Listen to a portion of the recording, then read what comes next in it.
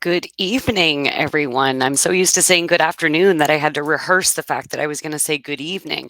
I know for some of you it may be afternoon, and whether you're watching this live or on the recording, it could be any time of day for all I know. Oh, so good. Good morning, good afternoon, and good evening. Thanks for coming to today's webinar. Today is the first of what I hope is kind of a regular occurrence of question and answer style webinars, where we're going to take questions from regular everyday users that you've been wanting to know, maybe how to do something. Can Goalline do something in a certain way? Maybe you have some rules that you're trying to apply that you're wondering how Goalline can help with. So we got a lot of great questions for today's webinar. I've grouped the way I'm going to proceed through the questions and answers here into kind of the relevant components of the Goalline platform. Not everyone who uses Goalline uses all of the same components, but as you're probably aware, it is what we call an all-in-one platform where everything you need to manage your association is under this one platform. So it's going to include your website. Your website may be a gold level design, like what we're looking at here with my demo site. It may be a silver layout design that you've seen in some of my other webinars, and a lot of the sites that you folks may have could be the silver design here. We also have some that don't have any website really. It's just a matter of registration forms on that public side. We also have a lot of folks who may or may not use our registration tools or may not use our scheduling tools. Today we're going to touch on a little bit of all of those things and answer the questions that were asked along the way. To get started, we will talk about some website stuff. The website that we're looking at right now, as I just mentioned, is our gold layout. We have gold and silver as current layouts. There are some organizations who have been with Goalline for a really long time, like myself, just hit 10 years earlier this month. So excited to have seen a lot of history with Goalline, and I have seen there are some sites out there that are still using our standard layout. The standard layout, the difference really is just in that the menu is on the left-hand side, and it's also not as manageable. The left-hand menu on a standard layout is not something you can configure and order yourself. So if you do find that you're using a standard layout and you want to know how you can be in more control of your menu, reaching out and talking about a site upgrade for your layout, either to the gold or the silver, may be best for your organization. The silver layout here, the design elements that go into the silver layout really is that our design team will take your logo and apply your logo there for you and apply an appropriate color scheme for the website based on your logo. So when it comes to hover over text or drop down menus and highlight text, those colors are all going to be determined from the design questionnaire that you submit when you're back and forth with our design team as you're getting started or as you're going through a graphic redesign. That leads me to the very first specific question that I wanted to address here is, if you do have to update your logo and the name of your organization, which happens from time to time, how do you go about doing that with Goalline? When you're using the silver layout site, what you can do is contact our support team and provide a new copy of your new logo, and we'll make sure that our design team gets that applied to your site. The support team can also make an update to the title of your site. When you're using the silver layout, the association or club or league name is going to appear here in that upper left-hand side directly beside your logo. That name, if it needs to be updated, our support team can go ahead and get that done super quickly there for you. It's also strongly recommended, if you are changing the name of your organization, to reach out. Again, support can get this started for you, but to let us know on the account management side of things if we need to update any kind of billing contact information, any address information, or any records on our end, so that your future invoices and agreements reflect the name of your new organization, or the new name of your existing organization, I should say. So if you did have graphics to update and you happen to be using the silver layout, it's as simple as that. Let our support team know, and we'll swap out that logo. for the logo that you provide, and will update the name of the organization. If you are using the gold level, the gold layout, like what we see here, the graphics that are in our gold layout typically are done by our design team based on the design questionnaire that you submit when you get started with Goalline, or if you've gone through a graphic refresh process in the past. So I just kind of hinted at my own answer there. So a graphics refresh is something that a standard layout or a gold layout may need from time to time to just reflect newer logos, newer colors, newer alumni, whatever it is you're highlighting in your background images or in your banner image here that needs to be updated. We can do that. There's a couple of ways to approach that. Our design team can absolutely redesign a custom banner and custom background to match your new logo and update the name of the organization. We can do that for you for a fee. There's typically a design fee involved in the custom graphics that go into a gold or a standard layout. But that design fee would depend on the individual organizations and what exactly needs to be changed. So you can start that conversation by reaching out to our support team. Let us know what exactly it is you're looking to change, and then we'll know whether or not that needs to go through our design team, or if that's something that we can do without involving the design folks. So reach out to us with that kind of thing. The most important thing to note is that if the name of your organization has changed, the banner does have to be redesigned with a new graphic. So that's something that would be required in order to change the name of the organization here. Now, in both of those scenarios, you may also be interested in a new domain or an updated domain compared to the one that you've been using. So if your association has completely changed names and you want both your old domain and a new domain, maybe that reflects the new name of your organization to point to your Goalline site, we can absolutely support that as well. I do recommend that if you have a request that's related to graphics and one that's related to domain items, that you address the support team in two separate communications there, just so that those issues can be handled independently. We manage domains for any style of site, regardless of what type of design it is. As you can see here, because I'm using a Goalline demo site, I have only a Goalline subdomain, and mine hasn't been updated from the default. Everyone's default subdomain is going to be a sitenumber.goalline.ca. We usually will update the site number to reflect either your organization's acronym or the short version of your association's name. Not really a limit. It doesn't have to be short. That just tends to be how people like to do things. The shorter your URL is, the better, and the easier it is to tell people how to get to your site. But we can update that. So, hsl.goalline.ca could absolutely be your subdomain if that is an appropriate one for you. So you can reach out to our support team about updates that would change your subdomain. And we can also accept additional domains. Some organizations have one or more primary domain that you manage elsewhere or that we own and manage for you that points to your site. And that does not use the goalline.ca subdomain. So just pointing out that if you do have a new domain, we can have more than one domain pointing to your Goalline site. Only one can be the actual primary domain. And in either case, when it comes to secure pages like registration forms, registration logins, admin logins, and so on, all of those pages will be served over your Goalline subdomain, regardless of how many primary domains you might have or other domains you may have pointing to the site. So when it comes to viewing the admin login, we're going to see that our site is on the secure server using the SSL certificate. So anytime we're asking for information, passwords, registration information, you're always going to be served over the Goalline subdomain so that we can have that security involved. Related to your website, in addition to domains and the types of graphics that you may have, you may want to be tracking statistics on how many site visitors you have coming to your site.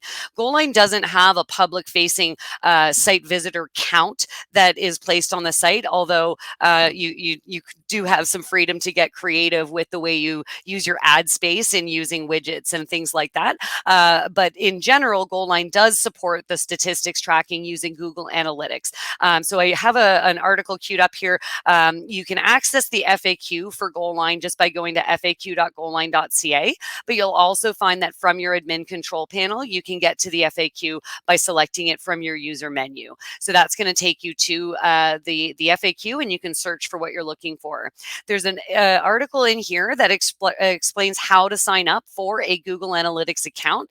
Google Analytics is supported by Google. It's not something that that Goalline or Stack Sports specifically supports, but we support once you've received the analytics code that's going to be associated with your site. We attach that to the details we have for your site in our system, and it will start accumulating statistics for you. The major benefit of having a Google Analytics account is that you're able to provide those site statistics to potential sponsors, and that allows you to use your ad space and sell ad space based on the number of impressions that you can essentially provide them. And note that ad space on your site is not limited to the home pages, and in fact on silver layouts it's actually mainly going to be in the inner pages of sites where folks are going to navigate to. So when I go into hockey pages here on my multi-sport site and I start drilling into different divisions, I can have division specific ads showing up that support my Hurricane Inlet League here for my women's division, or ads that specifically are sponsors for my U15 AAA division. So you have ad space throughout the site that you can use, and Google Analytics is going to provide you at least some high level graphics on the site visits. It may not be as in depth as other analytics may provide, but it does provide that level of analytics for you to know how many site visits are you getting on a regular basis, so that you can put a price tag on the ad space that you might want to sell. And remember, any revenue that you earn from selling ad space on your Goalline site is 100%, not something we invoice or anything for. That ad revenue becomes your ad revenue, and a lot of folks will use that kind of thing to offset the entire cost of their Goalline site, and potentially even some processing fees throughout the seasons. So when it comes to your website, the questions that we had specifically, we had some questions regarding domain ownership. We had questions about analytics and site visitor statistics, and how do we get those graphics to get updated. So we looked at those things. If you have any follow-up questions, or you want to proceed with any of those things, you can contact the Goalline support team. I'll probably mention that quite a bit, because the Goalline support team is empowered to really help out with all the different types of things that you may need from Stack Sports. So even if it's, wanting to have a domain purchased, or you have a Google Analytics code that you're ready to apply, just go ahead and contact the Goalline support team, and they will handle that for you. The quicker or the more information you provide when you send that over to us, the easier it'll be. Make sure you let us know which website you're calling, or you're letting us know about. So now we'll move on and talk about some registration related questions that came up. One of the first ones that came in was a great question. And actually, I'll admit this, that I didn't know the answer right away.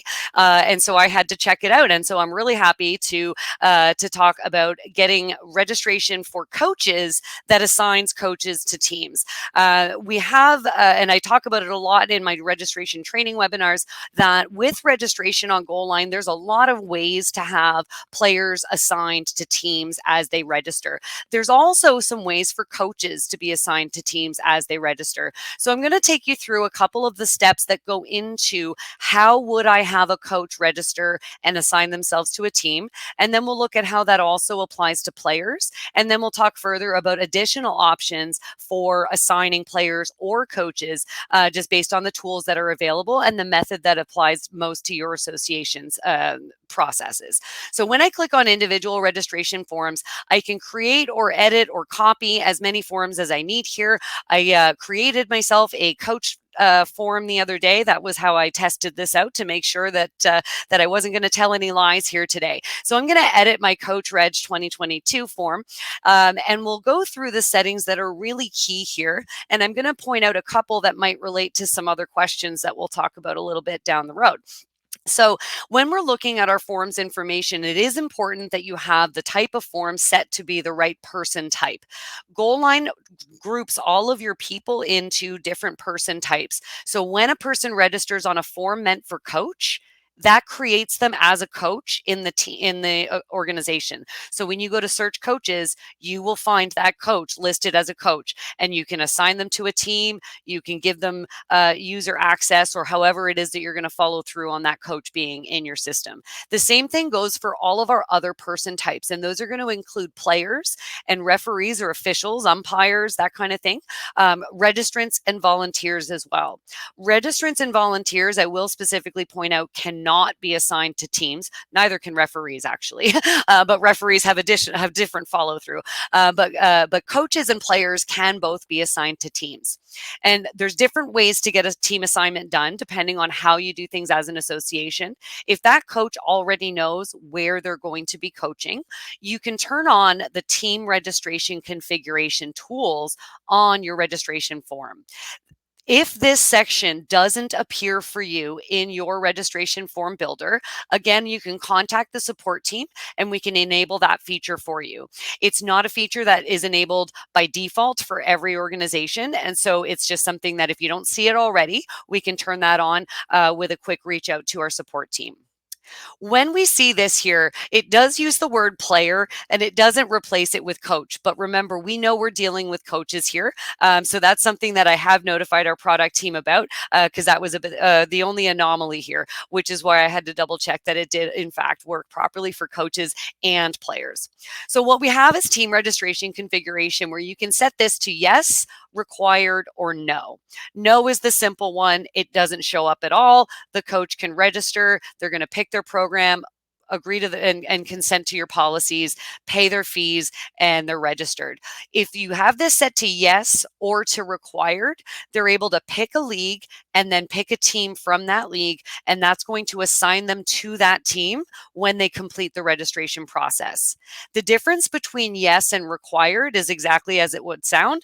Required means they absolutely must select a division and then a team from the available list before they can proceed past the first step of registration.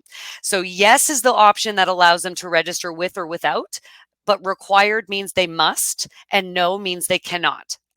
When you are using this feature, you can disable certain teams from showing up in that list by selecting to disable registrations to some of your specific teams. So if you have maybe a provincial team in your organization and you don't want them to be listed in the teams that coaches can select from, you can check them off so that they're not going to be allowed. You can also say that teams maybe who registered for a tournament are not supposed to be in that list. So there's different ways for you to control the teams that are going to show up and the divisions that are going to be available. So when you have these options enabled with at least yes or with required, the coach is going to be able to register and select their team. And when they complete the process, they're going to be assigned to that team. They are still going to be responsible for all of the other information as usual that you set as required on the form, including any additional questions that you may be asking. And they do have to follow whatever guidelines it is that you put in for payment information and whatever programs and products they're selecting. So that covers how coaches can register and be assigned to a team. It also works exactly the same way for players. So with players, it would just be that the type of form is going to be for players. So we'll see that on all of our registration form options. If I go back to my list here, there's going to be the option here. This form's going to tell me it's expired, I think, but that's okay. I just want to show that the setting is available there on a form that is designed for players. In my site here, we see the word athlete representing players, but that's just because I have a multi-sport site here. So the same thing is available here. I can select that, yes, they can assign themselves to a team. And the way that this looks when we're viewing the form, if I just go and let's preview, I have to edit it first, sorry. Because it's not published, I have to edit it and then I can preview it, which is another great tip. If you do like to preview your form, when it's not published, you do have to be in the edit mode in order to click preview the form and for it to show up and provide you a form. There are some other requirements at minimum that have to be set before you can even preview a a form. I think you have to at least have saved the second step of registration so that it knows what you're going to be collecting on step one, because it can't provide a preview until at least it's been saved one time. I'm using my shopping cart tools on this demo site, which is why as soon as I viewed a registration form, it wants me to sign into my registration account. The benefit of signing into my registration account is that I can register as many players in my family as I want, or myself as a coach and my children as players, throw it all in my shopping cart and check out all at once. If you don't already have the shopping cart tools enabled and you're interested in that, let us know. And again, our support team can provide you with the information you would need to get started with the shopping cart tools. There's another benefit to shopping cart that we'll talk about in just a couple of minutes here.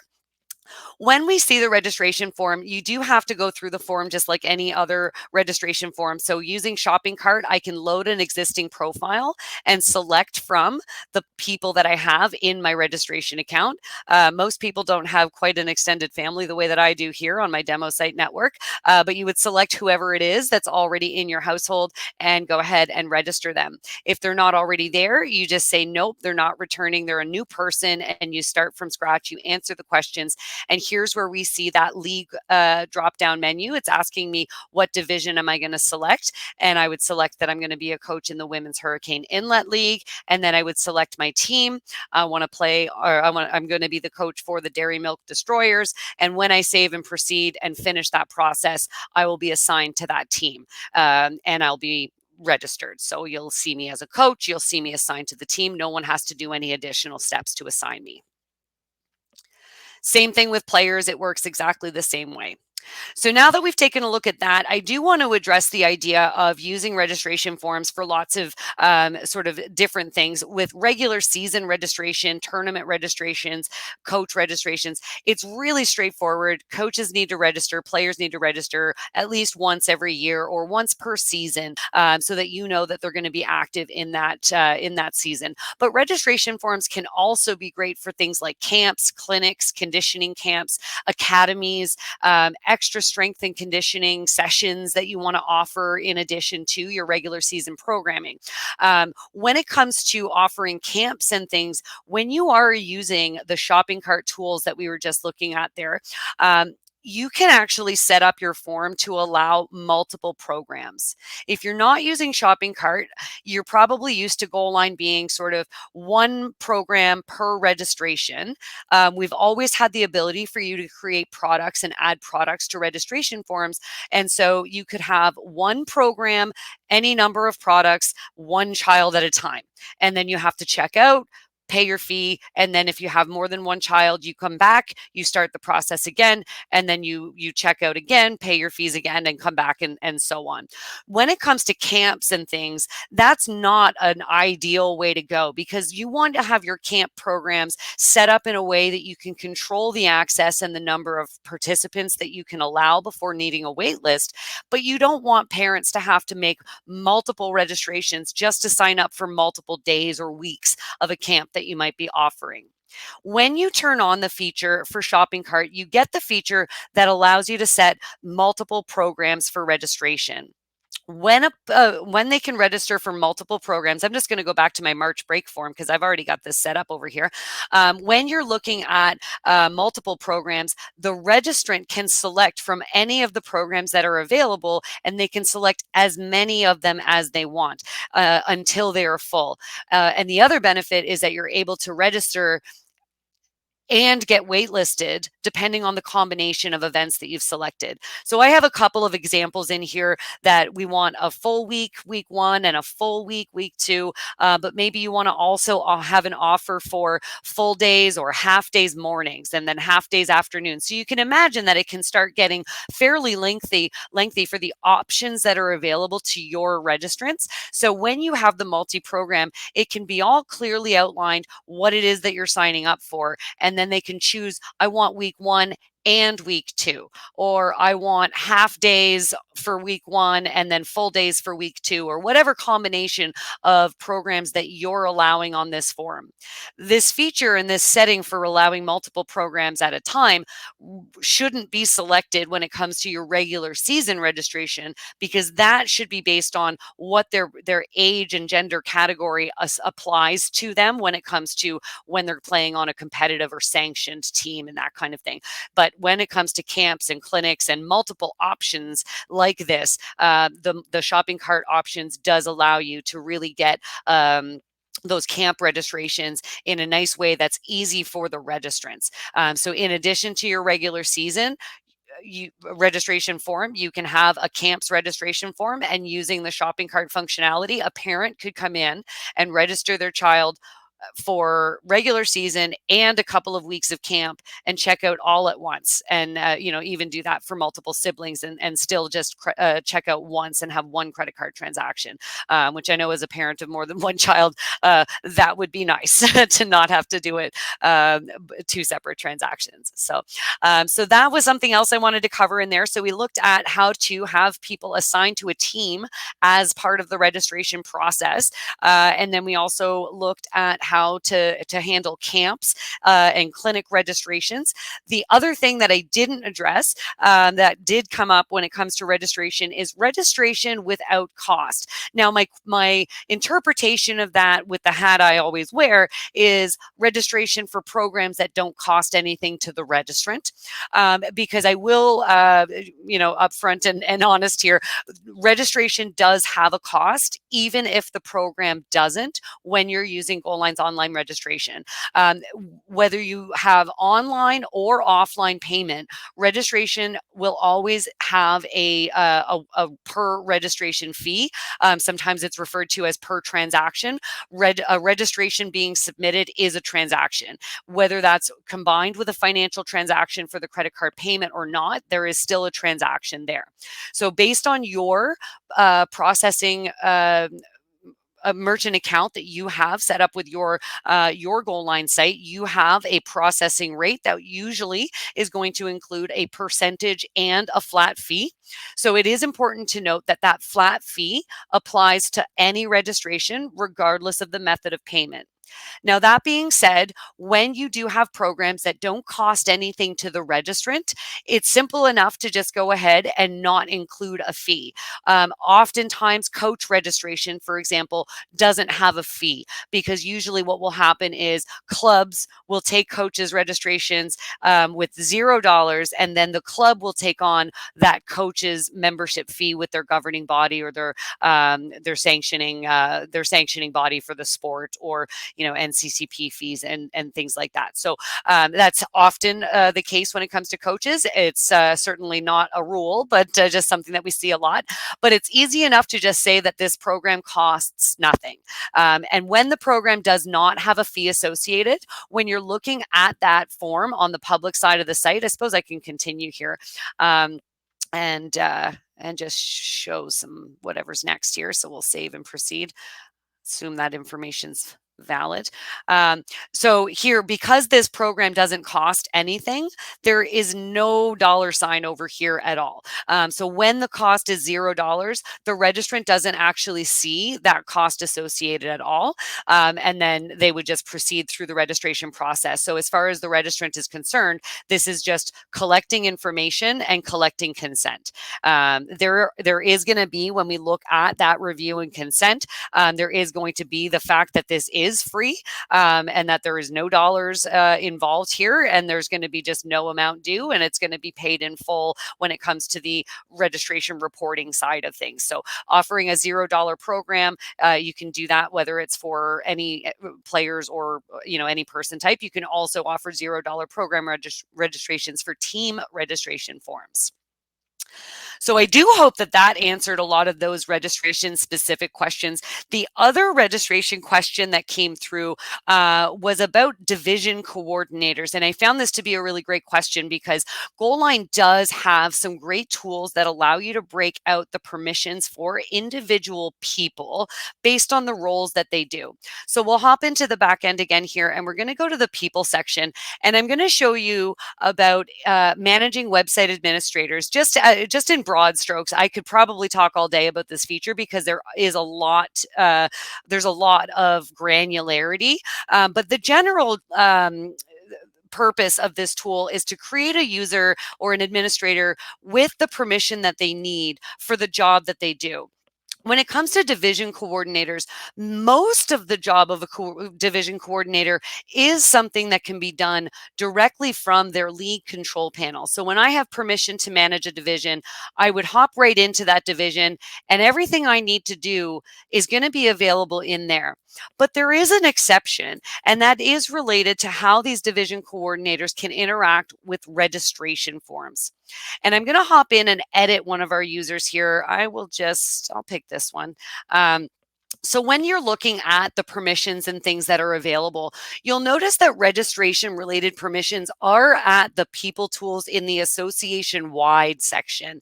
And what happens here is I grant the permission for the association wide, and I can't get more granular when it comes to the specific items in here. That's really, really small. I know we're all going to have a hard time reading that. So let's just make that nice and big because we do want to focus on just that section right now.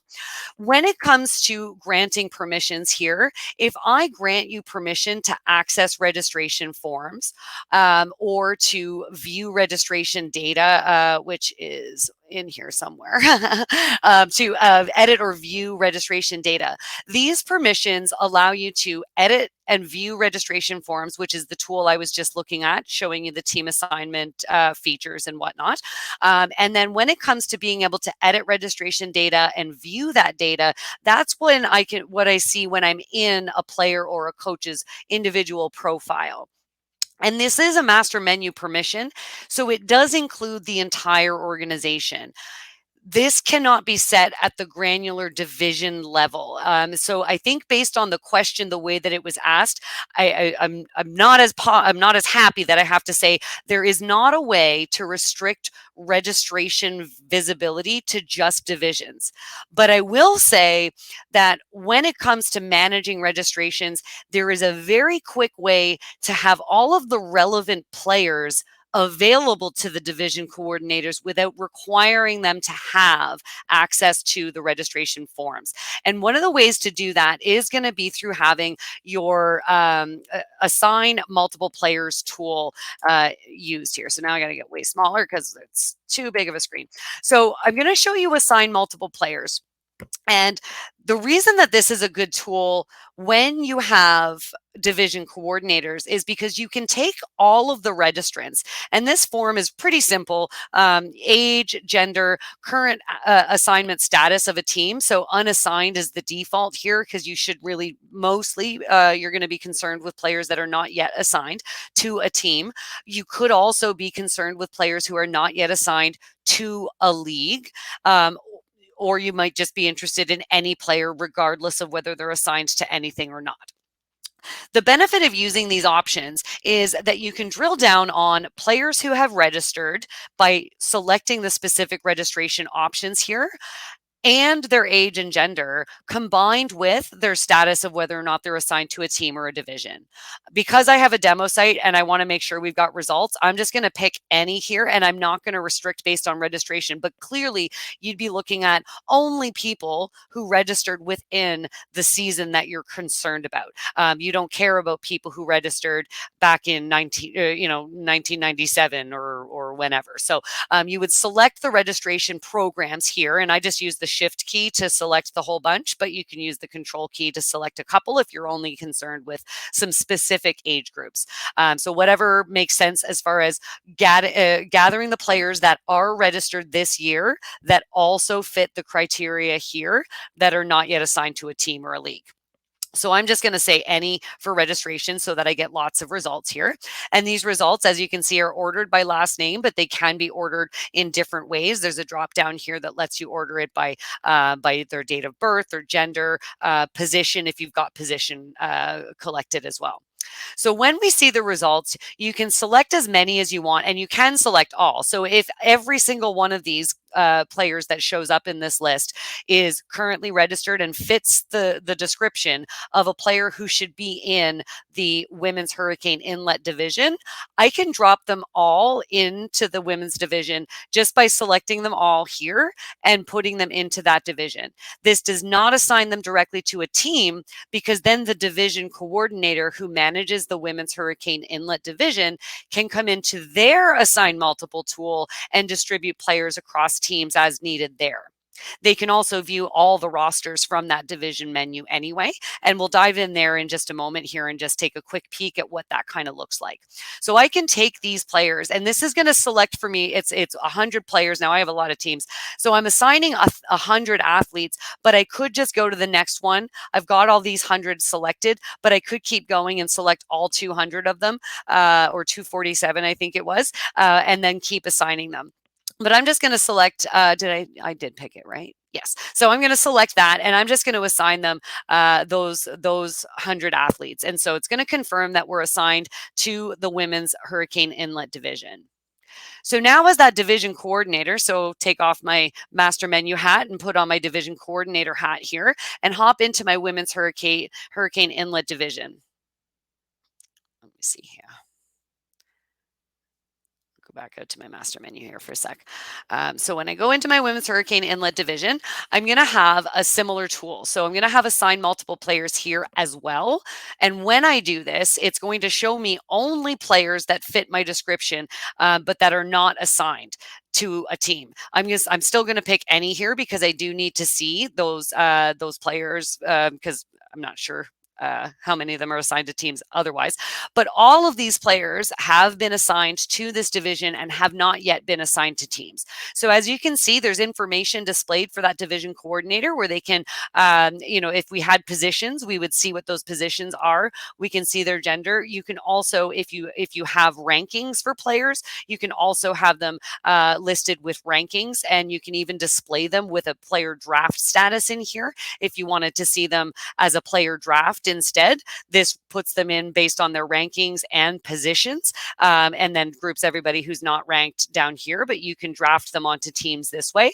So there's lots of ways once you have players who have registered at the master menu. If you have a registrar, taking those registrations and keeping an eye on that, and assigning all of the players who have registered who fit the description of that division, they can just be assigned right into the division, and now they're available to that division coordinator to start managing and assigning to teams. From that division level, they're also able to hop in and do all of the other scheduling that may be required as well. When it comes to scheduling, there's a few different ways to get that done, and we are absolutely going to hop into that too, because we got some great questions when it comes to schedules. One of the questions was about a schedule upload, and we'll definitely look at that. But we're also going to look at some of the other upload options that are relevant to scheduling. Some we're going to, and this is just, I wasn't quite sure if the question was asking how to import teams as well as importing schedules. So I am going to address that we do have a team import. We have team registration tools, but if you don't need team registration, just because of the way you manage yourself, you can just import teams.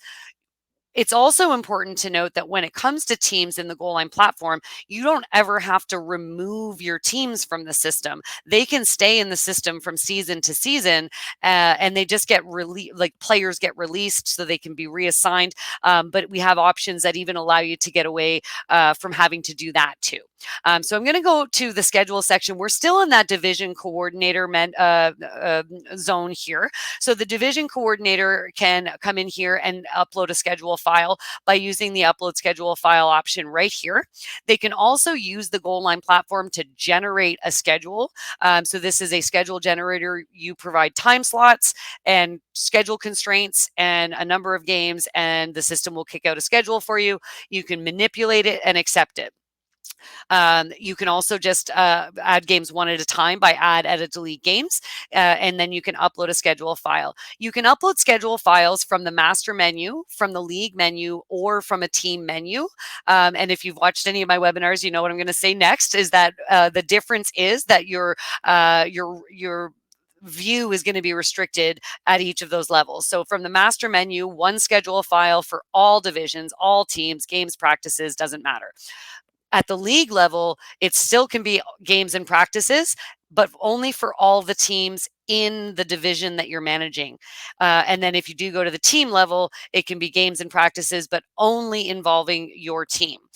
So the deeper you go into the menu, the more specific you have to be with the schedule that you're uploading. So if it is a division coordinator who's doing one division of schedules at a time, you can come into the division menu by selecting that division from your league control panel here, and then hopping right in. There are sample spreadsheets that are going to be available here. These sample spreadsheets are in 3 distinct date formats. I am always in favor of this one first. I do prefer this one. And it's also something that you'll find that between Excel and Google Sheets or whatever spreadsheet program you use, this format for dates tends to be the easiest to manage using a CSV formatted file. Because remember, you are using a CSV, not an Excel file, to upload a schedule. The sample templates that we provide, I'll just click on one and download it for probably the 17th or 18th time here. 7th time on this computer. There we go. So when I look at the sample file, what it's doing is just showing me the columns. And most of these are required, but there certainly are a few optional. And the difference between optional and required for teams is only going to be whether or not you're uploading practices versus games. So to get it out of the way, if you are uploading a practice, you don't need 2 different teams to be listed here. So you would just list the home team is the one that's going to be practicing. So I can say I have a team called Purple Monkey Dishwasher. So a Purple Monkey is going to be the home team there, and they're going to have a practice. So in the schedule name, I'm going to say that it's a practice because I don't want it to be misconstrued as a regular season game or even an exhibition game. Because this one is a practice, Goalline supports the idea of having a full venue, half venue, or shared venue practice. So I want to tell the system what kind this will be. So I'm going to put in full, half, or shared. And if I do put shared, any number of teams can have a shared practice at the exact same date, time, and venue as the one that I'm going to enter here. If it's half, only 2 teams can share it. And if it's full, then it would be a schedule conflict for anyone else to try to schedule it. So you would just put in that it's going to be half, full, or shared. And then you do have to, of course, put the venue. So I've got, I'm going to do this guy. So Cole Harbor Place, Scotia 2, that's my little nickname for that. There's obviously some other requirements here. We need a date and a time. And then we need either a duration, which is what's in the sample file, or an end time. So if you would rather put an end time, so starts at this time, ends at this time, that works also. But the duration in minutes is a good way to do that. So with hockey time slots, it's typically the 60 minutes. In soccer, it's either going to be 90 minutes or maybe 105 minutes, depending on what age or whatever it happens to be. The start date, when you're using the sample spreadsheet, it gives you the teaser to tell you what date format to use. So I would put in 2022, and I do need to be respectful of the fact that it's using hyphens and not slashes. I know that sometimes it's slashes and sometimes it's hyphens. This format really wants that to be a hyphen. And then I would say 02 for the month, and then we'll put it on the 28th. And we'll say that it's going to start at, my Excel file is going to make me fix that up. But that is actually something that will happen quite frequently. So this is going to be at 6:30 p.m. and it's going to be 60 minutes. My way of reformatting this, I always select the entire column. And then I right click and I want to format those cells. And I want to select the date option here. And then I'm going to look through the list and I'm going to find the one that matches what I want. And it's this one right here. I apologize if that's a little bit small to see. I'm not sure if I can, yeah, I can't zoom that one in, sorry. But this, it's showing 2012-03-14. So very clearly year, month, day with the hyphens, 4 digits for the year. That's exactly what I want. So I'm going to say, okay. And so that's going to keep it formatted like this for me. So when I enter the next date, if I enter this, another thing on the same day, we'll put this one on the 27th, it's going to keep it in that format. So it's just that my Excel program wants to default that to a format that it wasn't that I didn't want it to be. So now we've got the date format all formatted. So again, right clicking and doing your format cells and just selecting it to make sure that it looks exactly correct is the way that I always go about doing that. So now to add game information to the CSV file, you just need teams. So you do need teams. I'm going to add my Blizzard team and they're going to play the Lightning team. And when they do, that's going to be, we'll say that's at 6 p.m. 6 p.m. And the duration again is going to be that 60 minutes. The details, I can add details and show details. These are optional for everything, whether it's a practice or a game. If I put details, I can choose. I can put details that don't show on the schedule on the public side by saying yes or no here. So the detail might be a game number that you might want to include in addition to the game number that Goalline assigns, and then show that detail yes or no. So if I say yes, or I can type yes, it will accept that as a yes, or I can type N or no for whether or not that should show. So yes means it will show, but these two columns entirely are optional.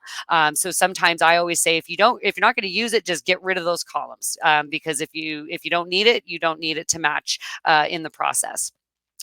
The league name is going to be in the sample file. So I know that this is my women's inlet league. So I'm just going to put that in here. But if I know I'm going to do this upload from my women's league menu, I don't even need this column to be here. I just always like to include it because I never want confusion. If I get confused maybe about the way I named the file, I don't want to be confused about whose games are in this file when it comes to me doing the upload. So I always do like to include the division name, but what you'll find is if you do it from the women's menu, it's not going to ask you to match this column the way it's going to match ask us to match the rest of the columns. So we can see, we'll see how that works there in a second. So this is also optional because it's not a practice. I don't have to put anything for the practice type there. And then when it comes to the schedule, this is a game. So I do want to put the schedule name, and it's going to be one of the schedules that I have on this division. So I believe I have an exhibition schedule and I also have a regular season schedule. So I'm going to put in here that this is my regular season schedule, and we're going to play at the Cole Harbour Place in Scotia 1. So I'm going to put that in there. And I'm doing this to be a little bit cheeky just because I want to show a couple of different things when we do the upload. Because one of the things that I've always found to be really functional about the Goalline upload is the fact that it doesn't matter what order your columns are in. We do provide you with the sample, but if you just had a spreadsheet that was already started and the order was different, maybe you started with date and time and then teams, or maybe the teams were last or venue was first, who knows? We don't care what order the columns are in, so long as the required ones you need are filled in with information. So if you had these all in a different order, that is no problem at all. The other thing that I've done here is I do have teams called Blizzard and Lightning. I have a Purple Monkey dishwasher team. I do have a venue that represents Cole Harbour Place, Scotia 1 and Scotia 2. But I have entered them into the system in entirely different ways that I'm using here in the file. And I did this so that we can show not just the matching steps for the columns, but also the matching steps for the actual items that you match during that upload process, because it's not like importing players where it just adds them and that's it. You have matching steps to do. When you're done managing your schedule file, it's always important to use the save as function. And this is more because of CSV formatted files. And it's something that I have just learned to live with over the years is that CSV formatted files can sometimes lose some of their important formatting when you just click to save them. And a great example of what might get lost is the date format that you selected. Have you ever saved a file, it looked one way, and then you open it on a different computer and suddenly the date is not the way that you set it? So that happens with CSV files a little more than it happens with other kinds of documents and spreadsheets. So I always use save as, even if I'm saving it as the same name and I just say, yep, I do totally want to replace that file. So you want to give your upload your file an appropriate name. So when you know this is the one you're going to upload, sometimes people will put like final or official or something like that. So I'm just going to put schedule upload demo here. And then I'm a big fan of always throwing my initials at the end of things. And I realize now, 48 minutes in, that I didn't say my name, but you saw it on the registration. So my name is Amanda Bellatini. Nice to meet you. The other thing to make sure of is when you are selecting your CSV format, that you're not just saving as and leaving it as an Excel file if that's how it managed to end up. It should already be a CSV file if you downloaded the sample, but you'll notice there's a couple of options in the list. And depending on your version of Excel, or if you're using, for example, Google Sheets, you would be exporting a Google Sheet as a CSV instead of saving as, but same idea. When you go to do this, if you have a choice, I always like to select the CSV UTF-8 option. But so long as you see either comma delimited, or if you're on a Mac, the Windows references or Microsoft references, you should be fine. The reason I like UTF-8 is that here in Canada, where I know at least I am, I'm not sure if everyone on the call is also in Canada today, but there's a lot of French characters being used in Canada, and that you don't have to be in Quebec or New Brunswick to have a lot of special characters in your venue names or team names and things like that. UTF-8 is a formatting encoding. I don't want to say the wrong thing here, but anyway, what it does is protects the special characters in the file from being converted and showing up really funky. If you've ever seen something that was an accent and suddenly it shows up as weird symbols that you're not sure how to make with your keyboard, that is something that happens when files aren't properly encoded. So encoding with UTF-8, if you have that as an option, is a great way to go, because it will protect anything that is in using special characters, and in particular, French accents often will create those kind of problems. Other things, O'Neill's and things like that with an apostrophe in the name. CSV formatted files can be problematic with names like that. So encoding with UTF-8 again helps to protect against those kinds of anomalies that might happen. So we're using save as, we're confirming that we're saving as CSV, and then I'm just going to click to save that. If you've already saved the file, you may have to confirm that, yeah, you want to overwrite the previous file and so on, but that is more your kind of version control on your end. So now that we've got our file ready, I'm going to go ahead and I'm going to go upload my schedule file. So I'm going to double check that I am where I need to be, and I am. So I am going to upload this file. Oh, I didn't even browse for it. Look at me. Unable to upload the file that I didn't search for. Amazing. So I'm going to browse here. I'm going to select that file from my computer. Where did I save it to? Goodness gracious, look at me. I didn't look at where I saved it. Apologies. So I'm going to do this so that I know exactly where it's going to be. I didn't put it in the right spot at all, so we'll save that over there. All right, apologies for my issues there. There we go. Schedule upload demo. Here's what I'm going to upload. Got my file. Now we'll upload it. So the process to do the upload, now that I've got my file configured, is to review the information from the file. And what we see on the top is a listing of all of the available fields that Goalline has. And then what we see here is what was in the file. You'll always see a sampling of the content of the file, but note that you're never going to see all of it on this one screen. This is just your matching screen. This is not the screen that you're going to use to just verify that everything else about it is fine. So we'll take a look at the next step where we'll see all of the data, but just know that you'll only see about 10 records on this part, just to make sure that what is shown here is consistent. You'll also note that we have a highlighted column, or sorry, row, that has our column headers in it. And it is important to note whether or not that is a title row or whether or not it's really content. So it's asking me here, do I want to import the first row? I don't, because that's not team information. That's just a column header. So I'm going to say no. Anytime your column, your file has headers, you want to make sure that you say no so that you're not importing a row that isn't actually game information or practice information. So now I'm going to go through and I'm going to match each one of the columns. So home team needs to match to something. So I'm going to look up here and I'm going to pick home team. Visitor team is matched to visitor team. Most things should automatically match there for you, but I always double check when it says start date, and here we have start date. I always double check that this looks like this and that they both look like whatever's highlighted. And if that's not the case, then make sure you're highlighting the one that matches.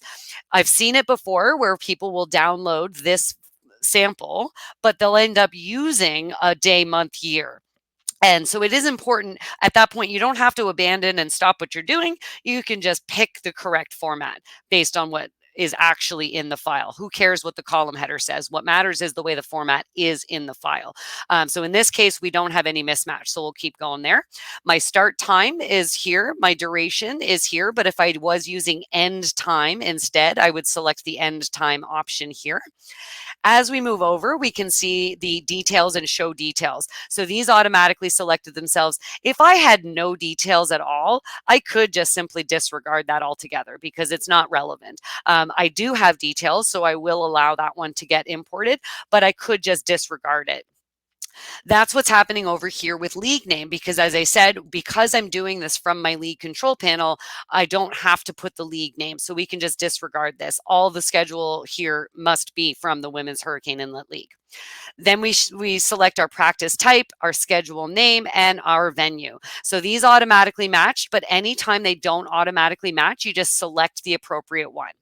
So now that we've got all of that matched, we'll continue and look at the next step, which is going to be verifying the information. It looks like it wasn't able to do my file, so I'm not sure what. Oh, goodness gracious, that doesn't normally happen. There we go. Sorry about that, guys. I'm going to go to the master menu and just take a quick look at that because we shouldn't have any issues there.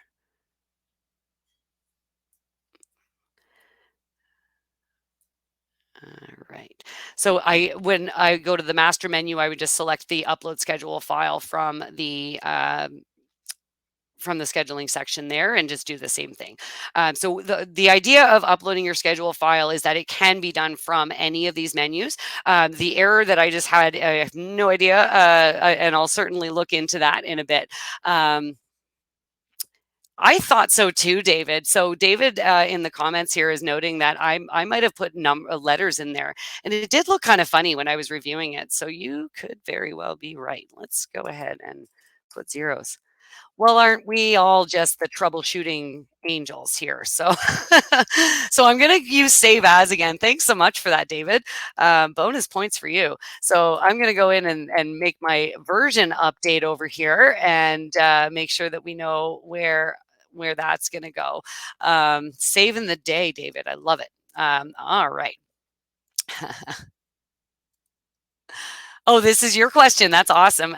So glad to hear that. So, so all the troubleshooting in the world involves just sometimes just looking at what you did. So those zeros did look funny to me too. I don't know why I didn't look at that first. So now that I've got my version saved properly this time, I am still at the master menu here, but I'm gonna get out of there because I need to get a new file. I need to get my version 2 file. So that was an example of definitely user error where I had bad characters that the CSV files can protect them all we want, but they do have to be valid for the fields that they're being uploaded to. So we'll just go through quickly here. Home team, visitor team, start date, that's the right format, start time, duration, details, show them. Here we do have a league name because we are at the master menu now. So you can see the difference between when I would disregard it and when I would not. So we've got all of our stuff is matched over here. We still don't want to import that highlighted row. So here we go. Oh, much better. Okay. So when we're looking at the data here, this would show if you had 500 games, all 500 of them would be shown here. And if you did have any conflicts or anything, we'll see conflict information at the end if there are any. But if there were any bad data issues, like bad date formats and things like that, you'd be seeing those here. So we're going to continue. And now we have, I'm going to select the same league for both of these because I don't think I put a league name in the top one. So I'm just going to pick that in here. So I had no selection made for that first practice, and it allows me to select it here. So we'll continue. Oh, I thought I did match that. Goodness gracious. This is all my fault, folks. I got ahead of myself here, but I'm going to get around it one other way. We'll go right back over to the league menu now that David fixed my issue with the file. I can do it from over here, and I don't have to worry about that league name issue there, so that I don't have to edit the file again. Apologies for that. Didn't intend to do this twice. Definitely thought it would go a little smoother here this time. So we've got a home team. Just going to slide over, make sure we're all still good here. League name is disregarded. So that's good. We are good to go. No more issues here. So we'll continue here. Again, we're reviewing that data. Here's the team. So because I didn't have to match the league, it went straight to the next step, which is the teams. So I told you I have a team called Blizzard and I have a team called Lightning. It automatically matched those teams for me because I put them in as they are in the system. Purple Monkey is not what's in the system. Purple Monkey is actually supposed to be Purple Monkey Dishwasher. But because I used a short version of their name, so imagine you used acronyms or abbreviations or coach names or whatever it is you use in the file, you would still be able to match it to the proper team in the system. So we've matched that one there, and we're going to see that a couple more times here, or at least, yeah, we'll probably see that twice. So we've got a practice schedule that automatically matched to practice, but reg season is not the name of my schedule. My schedule's name is actually regular season. So I did have to match that by using the drop down, but you can see here it gives me the options of what's available. So I continue on here, and as I go, I will match the venue name. So again, I chose to write my venues in the file in a way that I knew they weren't in the system. If you do automatically match, it will work. It will automatically pick it for you. So I have CHP Scotia 2 and I have CHP Scotia 1. So that's how I differentiate those in my system. So you can see that the use of abbreviations doesn't stop you from being able to properly upload your file, as long as your abbreviations make sense and don't get confused as they're being uploaded. So we're good there. All of our venues are matched. Practice types, it's going to ask us to match as well. So we've got full, and I'm just going to pick full here. I don't know why it wants that null option there, but all right. So continue to submit. And when we do this, it's going to take it through all of the conflict checking that it needs to go through. So that's going to check each team involved in the upload for any team specific conflicts. It's going to check the venues for any venue specific conflicts. And it's only going to allow the games to go in that are not conflicts, and practices as well. If there were conflicts, what's going to happen is you're going to see the conflict information and you can download that. I'm going to cheat here and I'm going to try and get the conflicts for the two things we just created, just so I can show that real quick, because I know we're right at the end of the time here and I don't want to keep you guys. But we're done here, and this confirms that there were 2 records in the file. Absolutely there were. None of them were duplicates. None of them had conflicts, and 2 records were inserted. So those games are now in the system, nice and live. I'm just going to hit back on my browser and see if it lets me try to do this twice, because what I'm expecting is that it's going to come up and say, hey, there is a conflict with both of those. zero. So maybe not what I expected here, but when you do have conflicts, I didn't go all the way back to the process at the beginning, which I would imagine you should probably do if you wanted it to do that conflict checking, but it did not insert the records. The fact that it didn't insert the records means that it knows that there were conflicts. And when you have scheduling conflicts, it will tell you the details, and you're going to be able to go through and see what it's in a conflict with. And then maybe you have to edit a game over here. There was an exhibition game scheduled at your venue that you didn't know about, and that has to be moved to a different date and time, and that kind of thing. The last thing I'll mention about uploading schedule files is that beyond the CSV side of it, you do need to have the system ready for your upload, which means that all of the usual stuff needs to be there. Your venues have to exist. Your teams have to exist. Your leagues or teams have to have their season active and current, and they have to have at least one active current schedule. Those are all things that are required for just about everything we've looked at today, everything aside from the website stuff. But when it comes to Goalline, having an active current season and schedule is one of the foundations. So when you're brand new to Goalline, you set up your leagues or teams first, you add a season and schedule, you add your venues, and then going forward, you manage your season by managing seasons, but those teams stay, the venues stay, nothing else has to be set up over and over again. Your venues don't get deleted until you choose to delete them. Your teams don't get deleted until you choose to delete them. It's just a matter of what happens when you manage your season. Do all of your players get released so that they can register next year, try out again, or are they going to be the exact same team next year? Adult organizations, for example, often stay the same from year to year. So those are the things that have to be in place anyway. If you're missing some of those elements, you're going to run into kind of what I ran into a little bit, was just not having things in the place you needed them to be. And when that's the case, you might end up having to restart that schedule upload process a couple of times, but making sure your venues and things are in there. And lastly, I'll go to the master menu and just show that there is a team and a venue import option. So when you're looking at, let me see here, import teams. So there's an import teams option in your scheduling section, and then your venues are going to be in here as well. There's an import venue option here as well. So the basic details are needed there. So if you're importing teams, team name and the division they belong to, very important to include both of those. You can't import teams that don't also have the league name in the file. Same rules apply when it comes to saving that CSV formatted file.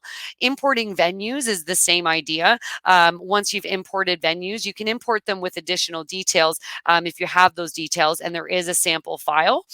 But you don't have to have any of the details right away. You can just add venues that just have a title. And you can also add them one at a time with quick add, just a title, add it, and then come back in and give it address information and whatnot later on. So different ways to upload some of the setup requirements for your Goalline system to be ready for you to start taking registrations and assigning players and coaches to teams and building schedules, whether it's through the generator or through the schedule upload. There's one question that I didn't get to on the referee qualification side of things. But I did have the pleasure of speaking with the submitter for that question already.